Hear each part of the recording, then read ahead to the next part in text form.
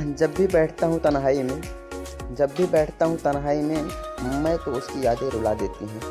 जब भी बैठता हूँ तन्हाई में मैं तो उसकी यादें रुला देती हैं। आज भी जब आँखों में नींद ना आए तो उसकी लोरियाँ मुझे झट से सुला देती हैं। उसकी लोरियाँ मुझे झट से सुला देती हैं। ना जाने क्यों आज अपना ही घर मुझे न जाने क्यों आज अपना ही घर मुझे अनजान सा लगता है। तेरे जाने के बाद माँ ये घर घर नहीं खाली मकान सा लगता है। तेरे जाने के बाद ये घर घर नहीं माँ खाली मकान सा लगता है। जब भी मेरे होठों पर झूठी मुस्कान होती है माँ को ना जाने कैसे छिपे हुए दर्द की पहचान होती है। सर पर हाथ फेर कर दूं कर देती है परेशानियाँ। सर पर हाथ फेर कर दूर कर देती हैं परेशानियाँ। माँ की भावनाओं में बहुत जान होती है। माँ की भावनाओं में बहुत जान होती है। कैसे भुला दूँ मैं अपने पहले प्यार को कैसे तोड़ दूँ उसके एतबार को। सारा जीवन उसके चरणों में अर्पण कर दूँ माँ छोड़ दूँ उसकी खातिर मैं इस संसार को। माँ एक ऐसी है छोड़ दूँ मैं माँ की खातिर इस संसार को। एक दुनिया है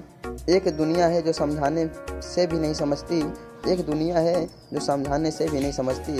एक माँ थी बिन बोले सब समझ जाती थी। तो हाँ दोस्तों, यह सही है। आप जो सुन रहे हैं माँ के लिए मैं एक सच्ची दर्द भरी कहानी आज फिर लेके आया हूँ। घटना यह एक बहुत अच्छी कहानी है, बहुत दर्द भरी कहानी है माँ के लिए। मेरी माँ की सिर्फ एक ही आँख थी। मैं यह कहानी किसी एक ऐसे बालक पर कह रहा हूँ, किसी एक युवा नौजवान पर कह रहा हूँ, बस उसका नाम नहीं ले रहा। मैं यह कहानी समझ लीजिए स्वयं से कह रहा हूँ कि मेरी माँ की सिर्फ एक ही आँख थी और इसलिए मैं उनसे बेहद नफरत करता था। वो फुटपाथ पर एक छोटी सी दुकान चलाती थी। उनके साथ होने पर मुझे शर्मिंदगी महसूस होती थी। एक बार वो मेरे स्कूल आई और मैं फिर से बहुत शर्मिंदा हुआ। वो मेरे साथ ऐसा कैसे कर सकती हैं। अगले दिन स्कूल में सबने मेरा बहुत मजाक उड़ाया। मैं चाहता था मेरी माँ इस दुनिया से गायब हो जाएं। मैं उनसे कहा, माँ तुम्हारी दूसरी आँख क्यों नहीं है? तुम्हारी वजह से हर कोई मेरा मजाक उड़ाता है, तुम मर क्यों नहीं जाती? माँ ने कुछ नहीं कहा, पर मैंने उसी पल तय कर लिया कि बड़ा होकर सफल आदमी बनूंगा ताकि मुझे अपनी एक आँख वाली माँ और इस गरीबी से छुटकारा मिल जाए। उसके बाद मैंने मेहनत से पढ़ाई की, माँ को छोड़कर बड़े शहर आ गया, यूनिवर्सिटी की डिग्री ली, शादी की, अपना घर खरीदा, बच्चे हुए और मैं सफल व्यक्ति बन गया। मुझे अपना नया जीवन इसलिए भी पसंद था क्योंकि यहाँ माँ से जुड़ी कोई भी याद नहीं थी। मेरी खुशियाँ दिन ब दिन बड़ी हो रही थी। तभी अचानक मैंने कुछ ऐसा देखा जिसकी कल्पना भी नहीं की कि सामने मेरी माँ खड़ी थी। आज भी अपनी माँ की एक आँख के साथ मुझे लगा कि मेरी पूरी दुनिया फिर से बिखर रही है। मैंने उनसे पूछा, आप कौन हो? मैं आपको नहीं जानती। यहाँ आने की हिम्मत कैसे हुई? तुरंत घर से बाहर निकल जाओ। और माँ ने जवाब दिया, माफ़ करना, लगता है गलत पते पर आ गई हूँ। वो चली गई और मैं यह सोचकर खुश हो गया कि उन्होंने मुझे पहचाना नहीं। एक दिन स्कूल रीयूनियन की चिट्ठी मेरे घर पहुंची और मैं अपने पुराने शहर पहुंच गया। पता नहीं मन में क्या आया कि मैं अपने पुराने घर चला गया।